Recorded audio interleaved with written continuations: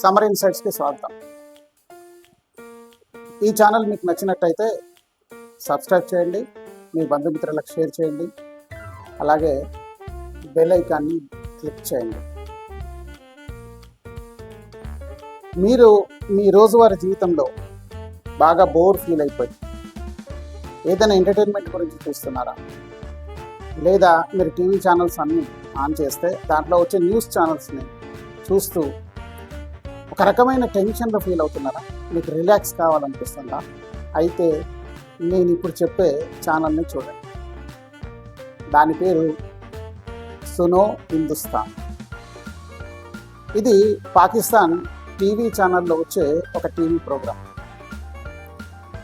దాంట్లో ఎంత కామెడీ ఉంటుందంటే మీరు ఇంకా వేరే అసలు ఏ కామెడీ షోని, మన ఇండియాలో వచ్చే ఏ కామెడీ షోని కూడా అంత ఎంజాయ్ చేస్తారు.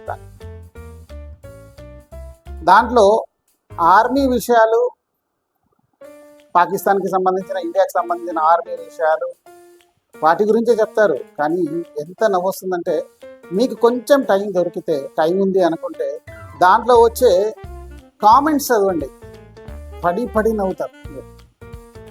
దాంట్లో వాళ్ళు ఇద్దరు, ఒక మేల్ ఫీమేల్ ఇద్దరు రీడర్స్ వస్తారు. వచ్చి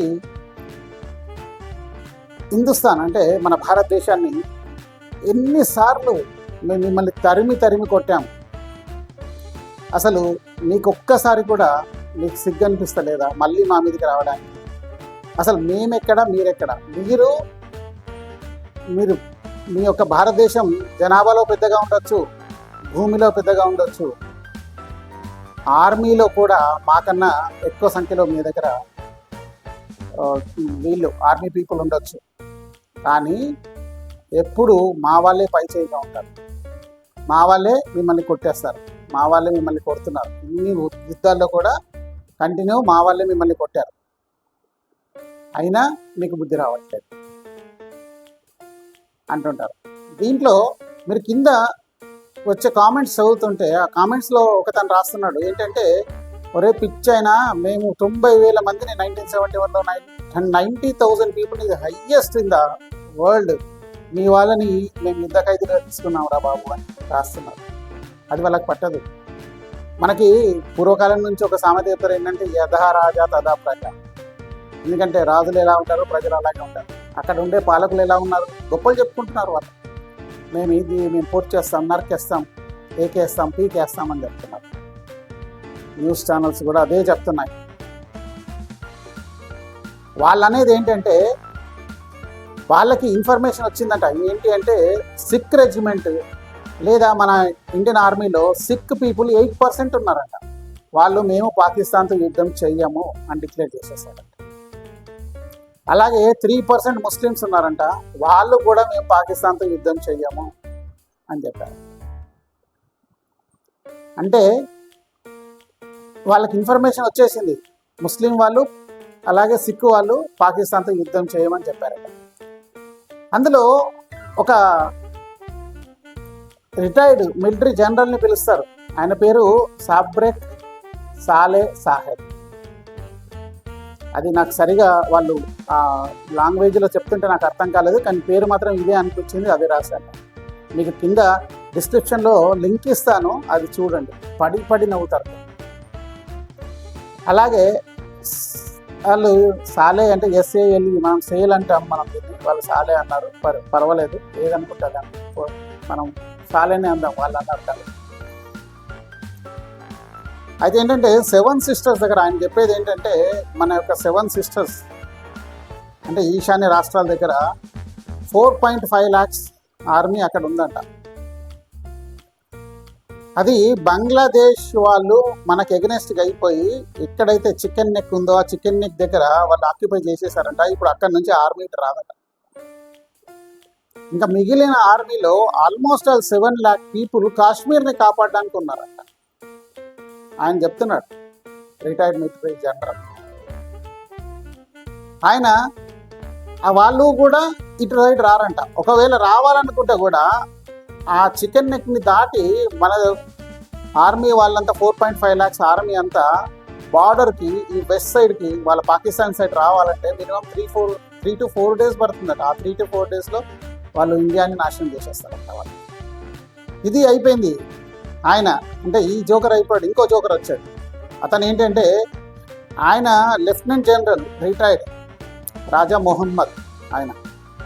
ఆయన ఈయన కంటే కొంచెం ఎక్కువ చదువుకున్నాడు. ఆయన ముందొచ్చిన ఆ జోకర్ కంటే ఈ జోకర్ కొంచెం ఇంకా ఎక్కువ చదువుకొని వచ్చాడు. ఈయన కేంబ్రిడ్జ్లో ఎక్కడో చదువుకుంటాడు, ఎందుకంటే పాకిస్తాన్లో చదవలేదు అనుకుంటాను. ఆయన ఏం చెప్తాడంటే మన దగ్గర ఉన్న ఆర్మీ పర్సనల్లో సీనియర్ పీపుల్ ఎవరైతే ఉన్నారో వాళ్ళకి మన ఇండియాలో వచ్చే ట్రైనింగ్ బాగాలేదని చెప్పి పాకిస్తాన్ దగ్గర ట్రైనింగ్ తీసుకుంటారట. వాళ్ళు వెళ్ళి చెప్పకుండా, ఇండియాకి చెప్పకుండా పాకిస్తాన్ దగ్గర వెళ్ళి ట్రైనింగ్ తీసుకుంటారట.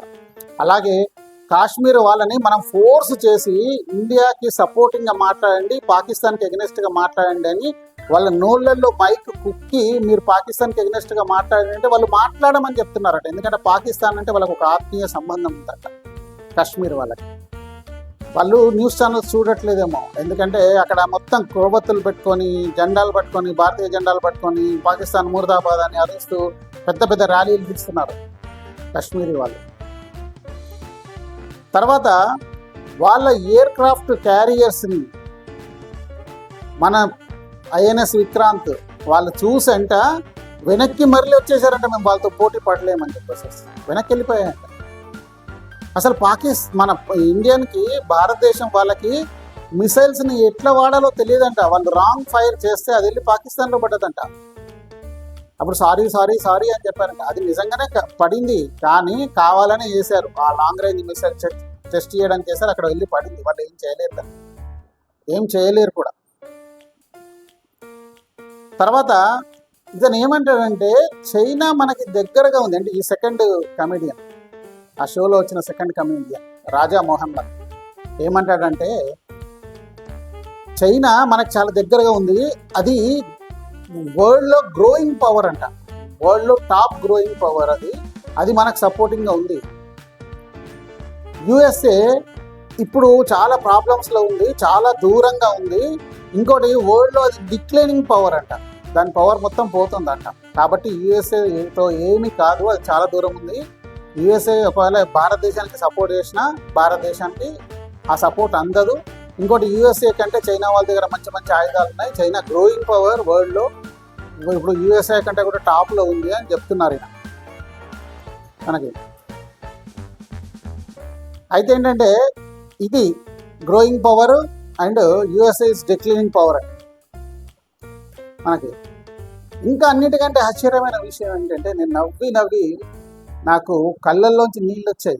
ఏంటంటే ఇండియాలో ఉన్న వాళ్ళంతా కూడా మిలిటరీ వాళ్ళంతా కూడా ఓల్డ్ ఏజ్ వాళ్ళంట. వాళ్ళ దగ్గర ఉన్న వాళ్ళంతా 22 నుంచి 28 సంవత్సరాల మధ్యలో ఉన్నారంట. వాళ్ళంతా యంగ్ పీపుల్ అట, ఉడుకు రక్తం అట. వాళ్ళు ఎగిరేసి కొడతారంట ఒక్కొక్క ఇండియన్ సోల్జర్స్ని వాళ్ళని. ఇతను రాజా మొహమ్మద్ ఏం చెప్తాడంటే ఇండియా ఒకటి అర్జున్ ట్యాంక్ అని ఒకటి తయారు చేసింది. దాన్ని తయారు చేయడానికి 10 సంవత్సరాలు పట్టింది. ఆ 10 సంవత్సరాల తర్వాత ట్యాంక్ బయటకు వస్తే అది వరెస్ట్గా ఉంది. దాన్ని తయారు చేయడానికి కూడా చాలా డబ్బులు ఖర్చు అయ్యాయని ఇండియా దాన్ని పక్కన పెట్టేసిందట. మేము తీసుకోమని చెప్పిందట ఆర్మీ వాళ్ళు. మేము దీన్ని యాక్సెప్ట్ చేయము, అర్జున్ ట్యాంక్ అని అన్నారట. పిచ్చి నా కొడుకులారా, మీరు ఒక నైట్ మొత్తం 1500 పాకిస్తాన్ సోల్జర్స్ని ఒక్క ఇండియన్ సోల్జర్ బార్డర్ దాటి రాకుండా కాపాడాడు ఒక నైట్ అంతా కూడా. హిస్టరీ ఉంది. తర్వాత వాళ్ళు మన ఎయిర్ వాళ్ళు వచ్చి కొడితే మీ ట్యాంక్స్ వదిలిపెట్టి పారిపోయారు. మీ ట్యాంక్స్ అన్ని కూడా మాకు ఇక్కడ ట్యాంక్ బండ్ పైన ఒకటి, సిరిసిల్లాలో ఒకటి, ఇంకా ప్రతి ప్లేస్లో ఏ మున్సిపాలిటీ వాళ్ళు కొనగలిగే స్థాయిలో ఉన్నారో వాళ్ళు వెళ్ళి మిలిటరీ నుంచి కొనుకొచ్చుకొని పాకిస్తాన్ ట్యాంకులన్నీ అక్కడ పెట్టి వాటిని తొక్కుతున్నారు, నడుపుతున్నారు. అందరూ వచ్చి చూడండి కాస్త. ఇలాంటి ఛానల్ మీరు నిజంగా బాగా ఎంజాయ్ చేయాలంటే ఈ ఛానల్ చూడండి. దాని డిస్క్రిప్షన్లో దాని లింక్ ఇస్తున్నాను. మీరు అది క్లిక్ చేసి దాన్ని చూసి ఇంకా మీ ఫ్రెండ్స్కి వాళ్ళందరికీ కూడా చూపించండి. ఎందుకంటే దాంట్లో చాలా హ్యూమర్ ఉంది. మీకు టైం ఉంటే నేను ఇంతకుముందు కూడా చెప్పాను, దాని చార్ట్స్ అన్నీ చదవండి, ఇంకా నవ్వుతారు మీరు. ఒక పెద్ద గ్రేట్ కామెడీ షో చూసినట్టు ఫీలింగ్ ఉంటుంది మీకు. ఇంకా అసలు ఇంత కామెడీ నేను ఎక్కడ కూడా చూడలేదు. తప్పకుండా ఆ ఛానల్ని చూడండి. అలాగే ఈ ఛానల్ మీకు నచ్చితే సబ్స్క్రైబ్ చేయండి, షేర్ చేయండి మీ బంధుమిత్రులకి, అలాగే బెల్ ఐకాన్ని క్లిక్ చేయండి. Thank you.